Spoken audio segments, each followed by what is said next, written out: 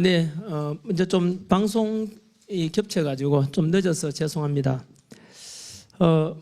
먼저 오늘 와 보니까 사실 국회 국민저항권이라는 어떻게 보면 굉장히 무거운 그런 주제를 가지고 이 자리에 마이크를 들게 됐는데요.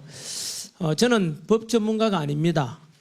헌법에 대한 전문가도 아니고요. 단지 국민의 상식선에서 알고 있는 범위 내에서 과연 지금 탄핵 정국 속에서 만약에 대통령이 저는 각하되고 헌법재판소의 탄핵 심판이 각하되고 직무 복귀될 것이라 100% 확신합니다만은 현재 국민들이 되게 답답했습니다. 왜냐하면은 국회에서 국민들이 뽑은 국회의원들 그리고 국민들이 뽑은 대통령에 대해서 현재 지나치 많은 의석수를 확보한 민주당에서 국민이 부여한 어떤 입법권 또는 국회의원의 권한을 넘는 29번의 탄핵 속에서 결국은 대통령은 현재 직무 정지된 상태가 되어 있고 행정부가 식물 행정부가 되어 있습니다. 이런 속에서 과연 국민들이 바라볼 때 국회의원들의 지나친 이런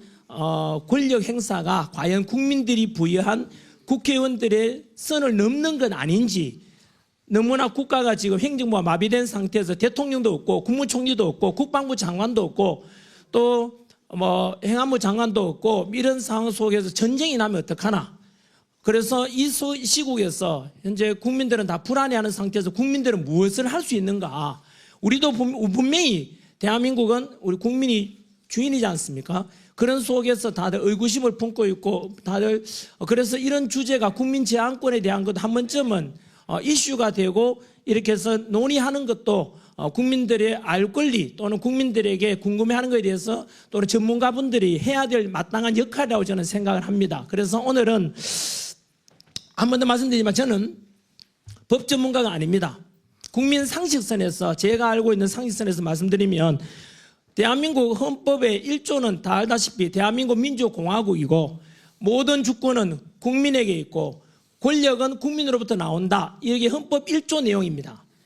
그래서 이 헌법 1조에 근거해서 말씀드리면은 현재 모든 국민들이 생각은 하고 있지만은 우리가 주권 행사하는 방법이 마땅히 있는가? 투표를 통해서 국회의원 뽑고 투표를 통해서 대통령 뽑고 그것이 다인데 이렇게 뽑아놓은 국회의원들과 대통령이 우리 뜻하는 대로 아닌 다른 방법으로 가고 있으면 어떡할 것인가에 대해서 헌법에는 나와 있지만 우리 국민 저항권에 대한 사전적인 의미를 제가 말씀드리겠습니다.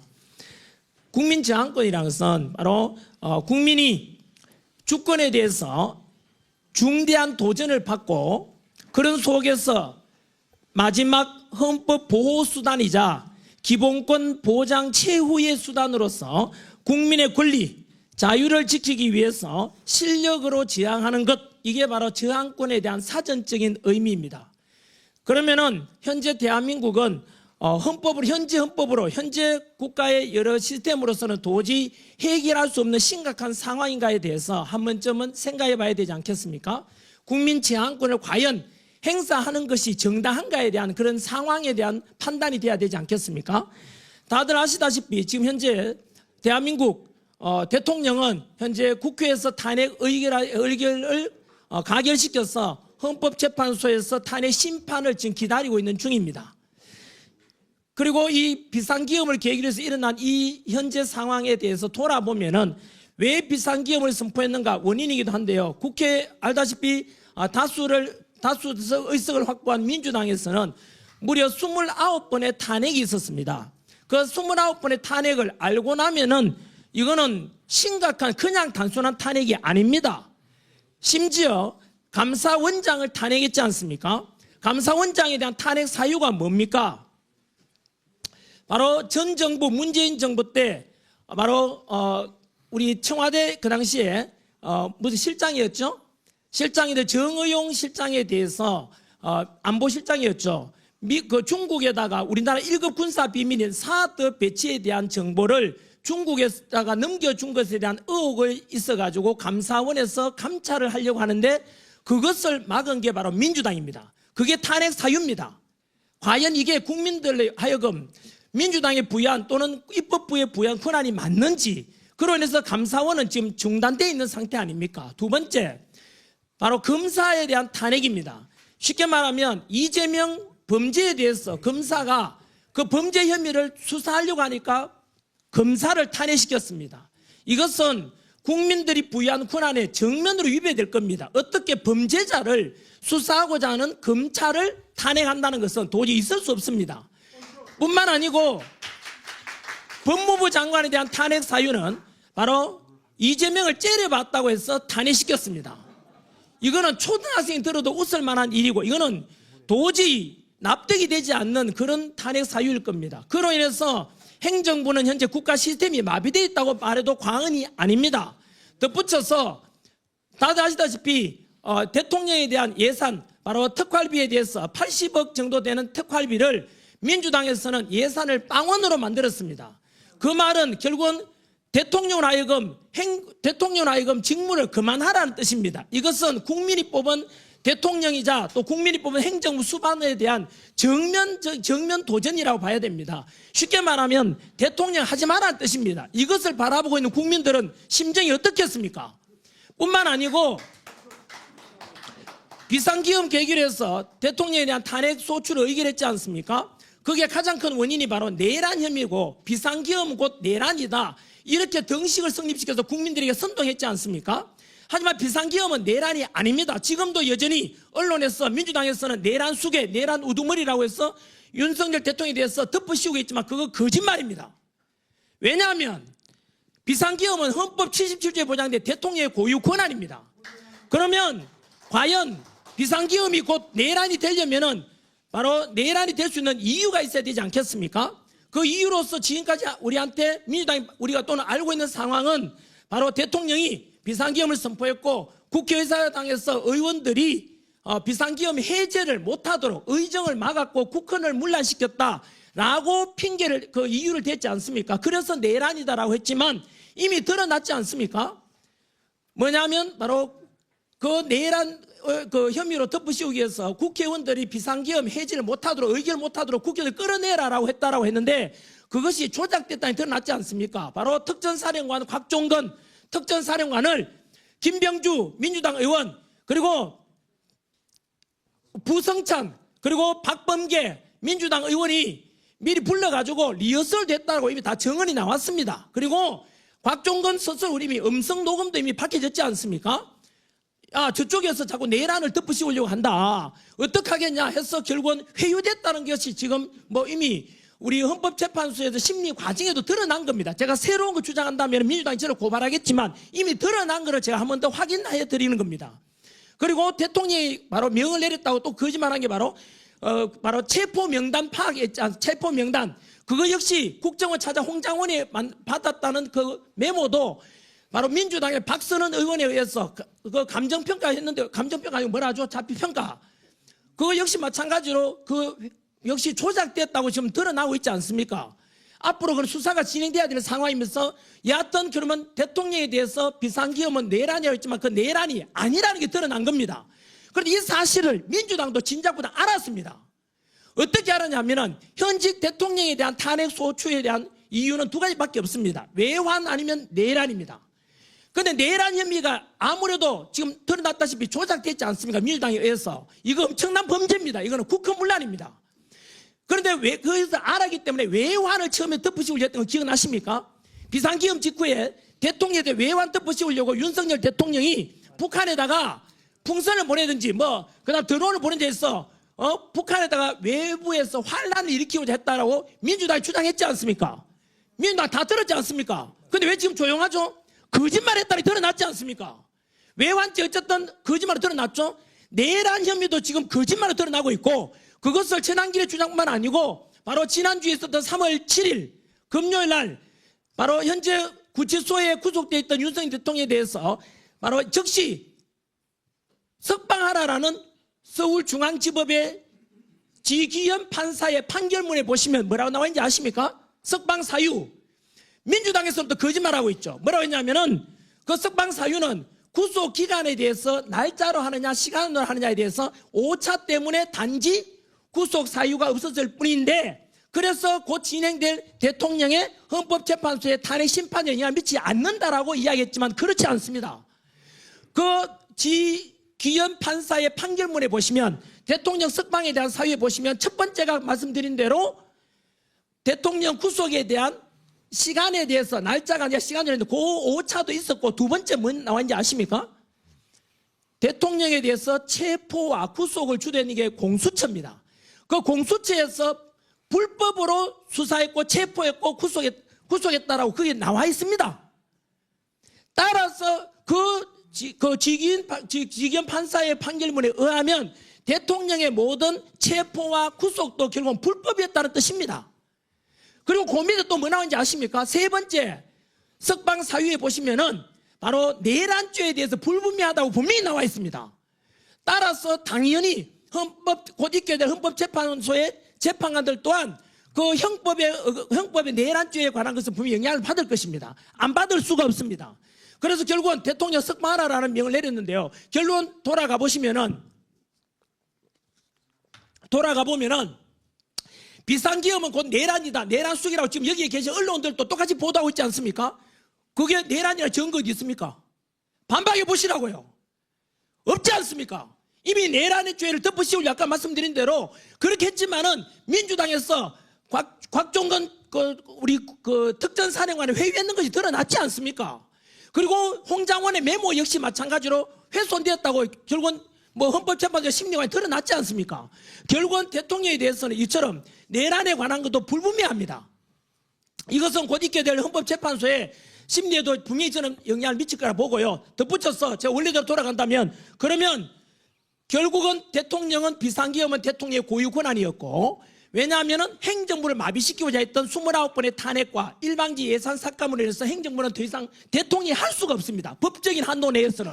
그래서 피차 어쩔 수 없이 대국민 호소용으로서 비상기업을 헌법 77조에 보장된 대로 비상기업을 선포했고 헌법에 보장된 대로 2시간 만에 국회에서는 탄핵에 대해서 비상기업을 해제 의결했고 6시간 만에 윤석열 대통령께서는 직접 국회 의결에 따라서 비상기업 해제했습니다. 모두가 헌법에 따른 것이었습니다. 헌법 위반한 게 없습니다. 그렇다면은 이제는 돌아봐야 되죠. 누가 과연 내란을 일으키고자 했는지, 누가 국가 시스템을 망가뜨렸는지, 그 민주당의 짓인 겁니다. 내란에 대한 이것을 조작하거나 했다는 것은 이건 어마어마한 두고 이것은 향후에 엄청난 파장이 됩니다. 이거는 있을 수 없는 짓을 한 것입니다. 감히 대통령에 대해서 내란 혐의를 덮으시려고 했다고 조작하려고 했다고 이건 있을 수 없는 짓을 범죄를 저질렀다고 저는 생각합니다. 여하튼 거기에 근거해서 결국은 행정부는 마비되고 이런 속에서 국민이 할 수 있는 건 무엇이겠습니까? 국민이 할 수 있는 건 뭐겠습니까? 국회의원에게 부여한 우리의 권한을 넘어서 지금 행정부를 마비시켰지 않습니까? 현재 국회의원들 우리가 소환할 수 있는 소환제도 없지 않습니까? 그러면 할 수 있는 게 뭐겠습니까? 결국은 국민의 저항권밖에 없다고 저는 생각합니다. 여러분 박수 부탁드립니다. 아까 말씀드린 대로 이 국민 저항권은 좀 듣기에는 공포감을 주지만은 이것은 바로 현재 국회에서 했던 금방 말씀드린 그런 사례들을 들어볼 때 우리는 민주공화국의 주인은 국민입니다. 우리가 주인입니다. 우리 국민이 할 수 있는 권한을 행사해야 되는 정당한 권리 행사입니다. 그래서 마지막 우리의 자유를 보장받고자, 마지막 우리 기본권을 보장받고자 저는 저항할 수 있다고 저는 생각을 합니다. 그래서 어쨌든 이것은 이제 곧 있게 될 헌법재판소의 재판 심리 결정에 따라서 좀 달라질 수 있지 않겠습니까? 그래서 지난주에 있었던 서울중앙지법의 지기현 판사의 분명한 대통령 석방에 대한 결정문에 나와 있듯이 첫 번째는 공수처에서 이루어졌던 그 수사 자체가 내란 수사권이 없지 않습니까? 내란 수사권이 없는 공수처가 왜 수사를 했느냐, 그 자체가 무효라는 뜻입니다. 체포도 무효고 따라서 구속도 무효라 이 뜻입니다. 그리고 덧붙여서 그 다음에 내란죄에 관한 것도 불분명하다고 분명히 지기현 판사가 판결을 내려 있습니다. 판결이 아니라 결정 명령한 것이죠. 그래서 그 결정에 대해서 한 번 더 생각해 보시기 바라고요. 그리고 덧붙여서 저는 선관위에 대한 것도 국민들이 저항권이나 또는 이거는 어떤 저항권이든 아니면은 국회 해산할 수도 있는 사유가 된다고 저는 생각합니다. 어제 우리 윤상현 의원께서도 국회 해산에 관한 이야기를 처음으로 공론화시켰던데요. 한번 들어보십시오. 현재 선관위에 있었던 모든 부정과 비리들 전 국민들이 현재 공로하고 있는 일입니다. 공분하고 있습니다. 무려 감사원에서 감사 결과 878건의 비리가 나타났다는 건 상상을 초월합니다. 그리고 그 감사원에서 비리를 조사했는데 선관위에 답변하기를 선관위는 가족회사이다. 그리고 따라서 친인척 채용은 너무나 당연한 것이다라고 말했습니다. 이게 있을 수 있는 표현입니까? 분명히 선관위라는 것은 우리 헌법에 보장된 기관이면서 덧붙여 거기에 소속된 사람들은 국민들의 공무원입니다. 국민들이 내 세금으로 운영한단 말입니다. 그런데 어떻게 우리 가족회사란 말 할 수 있습니까? 이거는 국민들의 권리를 완전히 박탈하는 선관위의 존재 자체를 그거는 부정하는 저는 발언이라 생각하고, 두 번째, 감사원에서 선관위의 그런 많은 문제에 대해서 지적했는데 헌법재판소에서 권한쟁의 심판 내리기를 독립기관인 선관위에 대해서 감사원이 감사를 하는 것은 감찰하면 잘못되었다 하면 안 된다고 했습니다. 있을 수 없는 일입니다. 어떻게 도둑놈 집단인 선관위에 대해서 내부적으로 감찰하라고 해결이 됩니까? 이게 해결될 수 있는 일입니까? 그러면 선관위는 외부의 어느 누구로부터 감사받지 않고 국민으로부터 감시받지 않는다면 그거는 우리의 저는 민주주의에 대한 도전이라고 저는 봅니다. 헌법을 위반했다고도 생각이 듭니다. 그래서 더 국민들을 화나게 만든 것은 왜 그러면 헌법재판관들은 그런 심판을 내렸을까? 바로 한통속입니다. 선관위원들도 판사입니다. 그리고 현재 헌법재판관 중에서 6명이 선관위원장 출신입니다. 이 말은 선거관리위원회도 바로 그 전부 다 판사들이 주도하고 있고, 헌법재판소도 판사들이 하고 있고, 그리고 우리가 부정선거에 대한 건 우리가 소송 제기하면 그 심판도 역시 판결도 사법부가 합니다. 셋 다 판사라 이 뜻입니다. 이것도 마찬가지로 다음에 헌법이 바뀐 다음에 반드시 개정돼야 될 문제입니다. 그래서 결국은 선관위도 판사, 헌법재판소도 판사, 국민들이 할 수 있는 권한이 아무것도 없습니다. 지금 국민들이 뭐합니까? 이런 거에 대한 문제도 지적하면서 연장선에서 저는 부정선거에 대한 이야기도 또다시 이야기 안 할 수가 없습니다. 왜냐하면 민주주의에서 국민이 주권을 가지고 그 주권 행사하는 가장 중요한 것이 바로 투표입니다. 그래서 선거에 관한 문제는 우리 주권 행사의 가장 중대한 문제이기 때문에 단 한 건의 부정이나 비리나 의심을 사서도 안 됩니다. 그럼에도 불구하고 지금까지 있었던 부정선거와 그리고 선관위의 아까 말했던 878건의 비리 말고도 선관위가 저질러왔던 일들에 대해서는 그동안 부실한 바로 투표함 관리, 그리고 해킹이 위험성이 높은 보안이 너무나 취약한 바로 관리, 서버 관리, 그런 것에 대해서 윤석열 대통령은 심지어 비상계엄 선포 이유 중에 하나가 바로 이런 선관위에 많은 의혹과 문제가 있는데 감사원의 감사도 안 받는다고, 국정원의 조사도 안 받는다고 하지 않습니까? 그리고 선관위에서는 공보관을 통해서 다 받았다지만 거짓말입니다. 분명히 다는 건데 거짓말입니다. 부정선거에 관한 것은 단 한 번도 조사받은 적이 없습니다. 그래서 이 속에서 저는 더 충격적인 통계 자료가 있습니다. 제가 부정선거에 관한 의혹, 이런 저만 제시한 게 아닙니다. 이거는 부정선거에 관한 건 한 번 더 그 중대성은 금방 말씀드린 대로 국민들이 주권 행사하는데 가장 중요한 투표권인데, 이 투표권은 우리 80 넘은 할머니, 90 넘은 할머니께서 휠체어 타고 나와셔서 내 한 표를 행사하러 나온 이유가 뭡니까? 내가 행하는 한 표도 도둑맞기 싫은 그 소망 아니겠습니까? 주인으로서 행사하는 권리에 행사하는 거 아닙니까?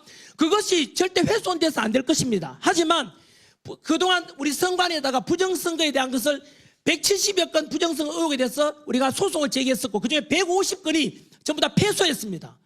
그러면 선관위에서 말하기를 봐라, 전부 다 부정선거를 제기했지만 그 떨어진 사람들이 그냥 핑계 대려고 하는 거 아니냐, 쉽게 말하면 다 패소했지 않냐, 더 이상 부정선거에 대한 것은 소송 제기하지 말라 하는데, 그거 여러분 어떤 일이 내막을 아셔야 됩니다. 그 내막 보시면은 앞으로 이 구조라면 어떤 부정선거 의혹에 관한 것도 우리가 소송 제기하면 100% 패소하게 됩니다. 왜 그런지 아십니까? 부정선거 의혹을 제가 소송 제기하면은 고소하게 되면 피고소인이 선관위원장입니다. 선관위원장이 대법관을 겸직하고 있습니다. 지방선관위원장은 지방판사가 겸직하고 있습니다. 결국은 판사가 곧 선관위원장을 겸직한다 이 뜻입니다.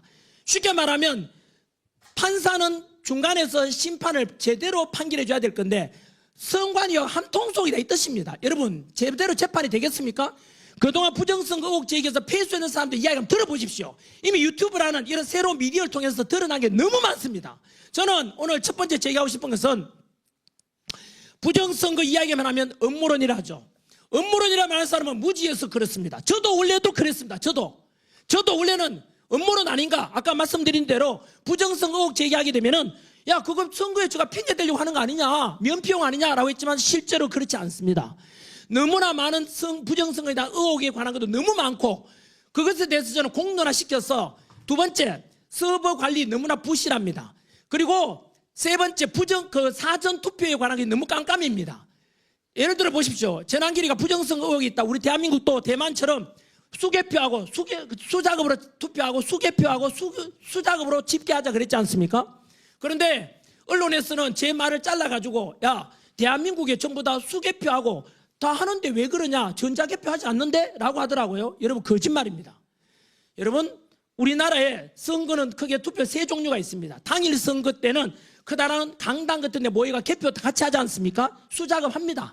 저희 아내도 공무원으로서 가서 거기에 작업 참여하기도 저 다 알고 있습니다. 하지만 거기서는 부정이 잘 일어나기 쉽지 않습니다. 왜? 다 보고 있으니까요. 하지만 집계와 그 다음 이상은 전산으로 진행됩니다. 제가 문제 제기한 것은 뭐냐면은 바로 사전투표입니다. 사전투표 두 종류가 있습니다. 관내 투표와 관외 선거 투표가 있거든요. 관내라는 것은 내가 선거 당일날 여행 가겠다. 그날 내가 부재 중이니까 미리 그 장소에 가서 투표하는 곳에 투표하는 겁니다. 이게 관내 선거고 사전선거. 관외 선거라는 것은 아예 해외에 가 있거나 이럴 때 우편으로 보내는 겁니다. 우편으로 보내는 거 한번 여쭤보겠습니다. 여러분 혹시나 관외 투표하신 분들 요즘 쿠팡이나 물건 하나 사도 내 물건이 배달이 왔는지 아닌지 카톡 오고 문자 옵니다. 그런데 관외 투표하신 분들 내 투표했는 것이 제대로 선관위에 제대로 갔는지 연락받은 적 있습니까? 그거 택배 보낼 때 경찰이 다 참관합니까? 안 하잖아요. 전환길이 아니라 전두길, 전삼길, 전사길을 투표했다고도 알 수가 있습니까? 그걸? 모르잖아요. 선관위에서는 그럴 리가 없다 하지만 그 아닌 것을 말하는 게 아니라 아닐 수 있다는 것 의혹 제기할 수 있는 거예요.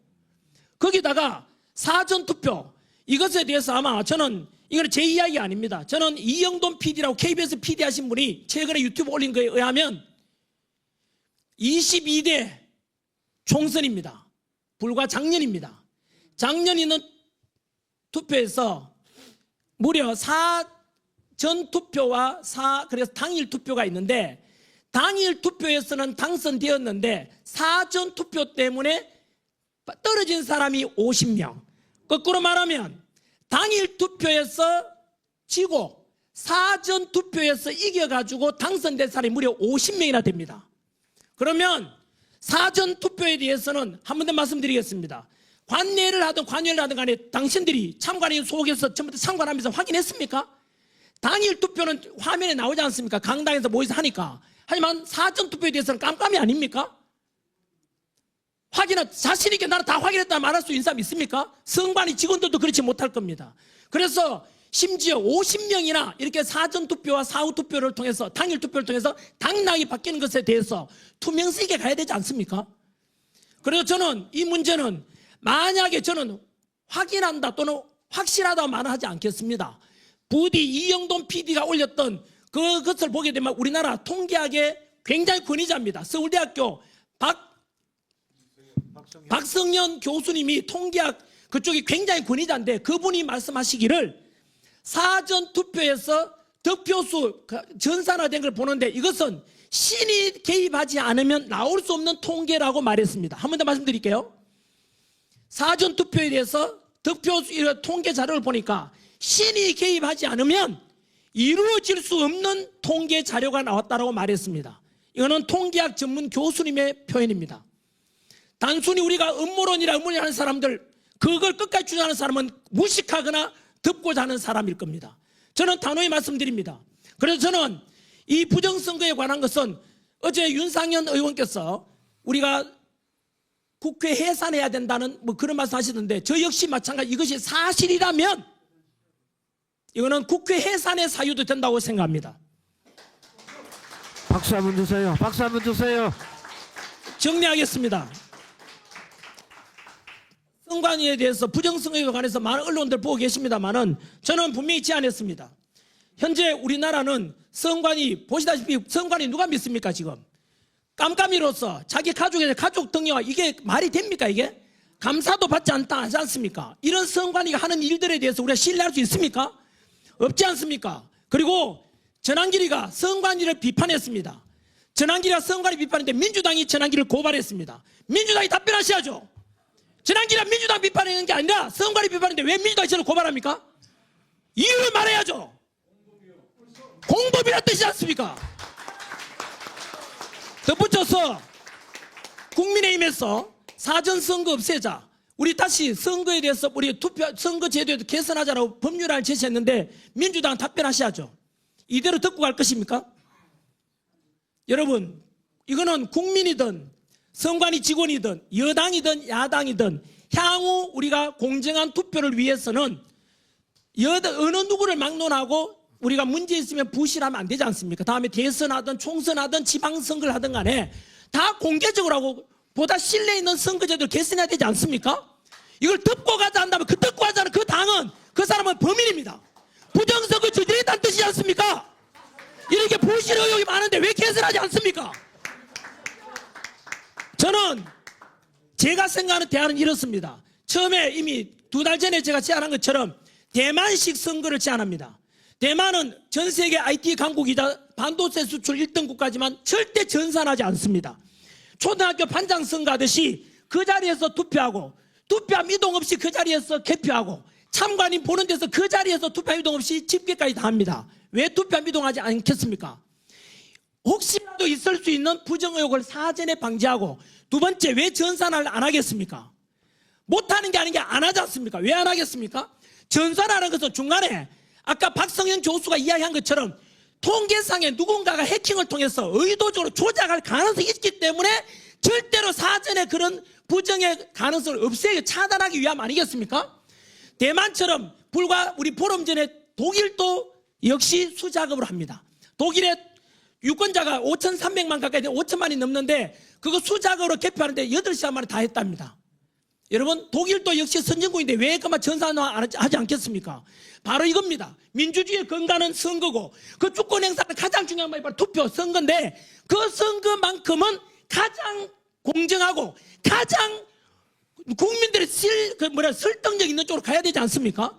따라서 우리는 다음에 어떤 선거가 있더라도 그 되기 전에 저는 절대로 전산하지 말고 우리 국민들 기다릴 수 있지 않습니까? 그냥 수개표 그 자리에서 반장 선거하듯이 그렇게 하자는 것을 제안하고 우리가 사전투표에 대해서 보십시오. TV 보다 보면 A 후보, B 후보, 유력 또는 뭐 이렇게 나오지 않습니까? 근데 한참 개표하다가 사전투표 통계가 탁 나오잖아요.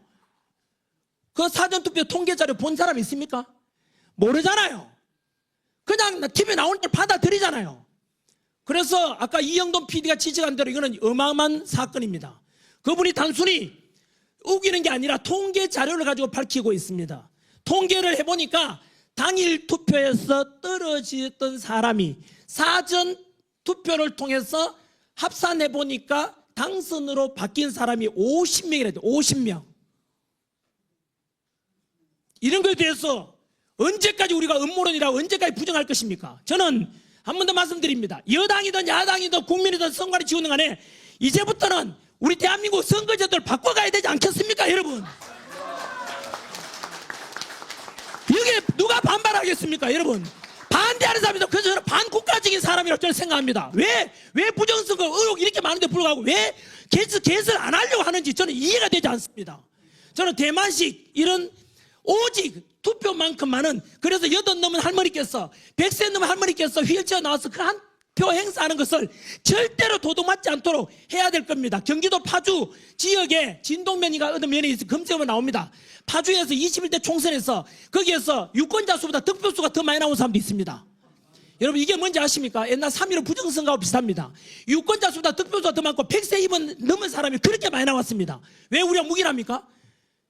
여러분 이거는 증거입니다. 증거. 이게 무슨 음모론입니까? 한 번 더 말해 음모론이라 주장하는 사람은 무식하거나 애써서 외면하려는 둘 중에 하나일 겁니다.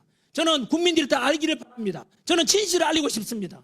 여하튼 이야기가 좀 길어서 죄송합니다만은 첫 번째 드린 말씀은 국민 제한권 차원에서 과연 지금 우리 국민이 부여한 국회의원들의 권한을 넘어서 행정부를 마비시키고자 하는 29번의 탄핵, 그 탄핵 속에는 국가 시스템을 중단시키고 대통령 특활비를 빵원 만들었다는 것은 아예 대통령 직무를 못하게 하는 것입니다. 그것은 국민이 국회의원에 부여한 권한이 아닙니다. 그것은 국민이 뽑은 윤석열 대통령에 대해서 마찬가지로 그것은 국가 시스템을 국민에 대한 주권에 대한 정면 도전이라고 저는 생각합니다. 한 번 더, 현재 윤석열 대통령 비상기업이 곧 내란은 아닙니다. 절대로 될 수가 없습니다. 그거는. 여기 언론인들께 묻겠습니다. 우리 중학교 때 배운 사회 지식을 활용하면은 중학교 때 이렇게 배웠습니다. 어떤 범죄에 대해서 형으로 확정되지 않을 때까지는 무죄 추정의 원칙이 있다고 들었습니다. 이미 이재명 야당 대표는 이미 여러 범죄에 연루돼가 있고 현재 대북 송금에 관한 것, 북한에 돈 보내준 거, 이거는 유엔 제재 위반이고 미국의 독자적인 제재 대상이 됩니다. 여러분, 하지만 우리 이재명에 대해서 우리가 범죄자 이런 말 잘 안 하지 않습니까? 왜요? 아직은 재판에 2심이 앞두고 있기 때문에 확정되지 않아서 말하지 않습니다. 그에 비하면 윤석열 대통령 아직 1심도 판결하지 않았습니다. 그런데 왜 내란이랍니까? 거짓말 아닙니까? 거짓말이지 않습니까? 그렇게 내란이라고, 내란 속이라고 우두머리라고 보도하는 언론사가 있다면 그건 민주당 끄라풀입니다. 왜요? 민주당 똑같은 말 하지 않습니까? 그건 거짓말로 국민을 선동하는 것입니다. 다시는 언론에서 민주당도 마찬가지 내란이라는 말씀을 하면 안 되는 것입니다. 덧붙여서 현재 윤석열 대통령이라는 내란은 서울중앙지법의 지기현 판사께서 분명히 판결했습니다. 분명히 판결이 아니라 분명히 명령 결정을 했습니다. 이거는 공수처에서 수사권 넘는 공수처가 체포하고 영장 그리고 또 우리 구속한 것은 잘못됐다고 이야기했습니다. 내란에 관한 것도 아직 확정되지 않았다고 분명히 이야기했습니다. 반면에 민주당이 윤석열 대통령에 대해서 내란 외환죄를 덮으시고자 했던 그 북한을 동원한 외환죄 덮으시고자 또 거짓말로 드러났습니다.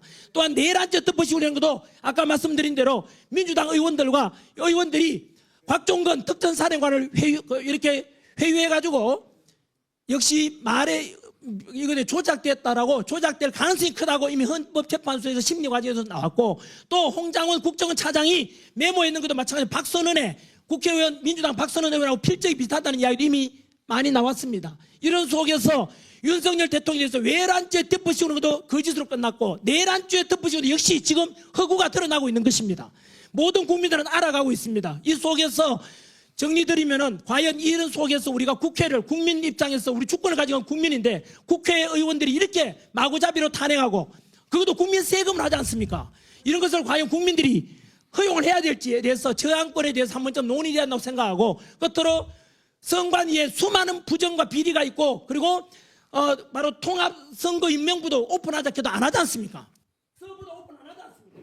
이런 의혹에 대해서 우리는 부정선거에 관한도 단순한 음모론이 아니라 바로 아까 이영돈 PD가 유튜브에 가면 있습니다.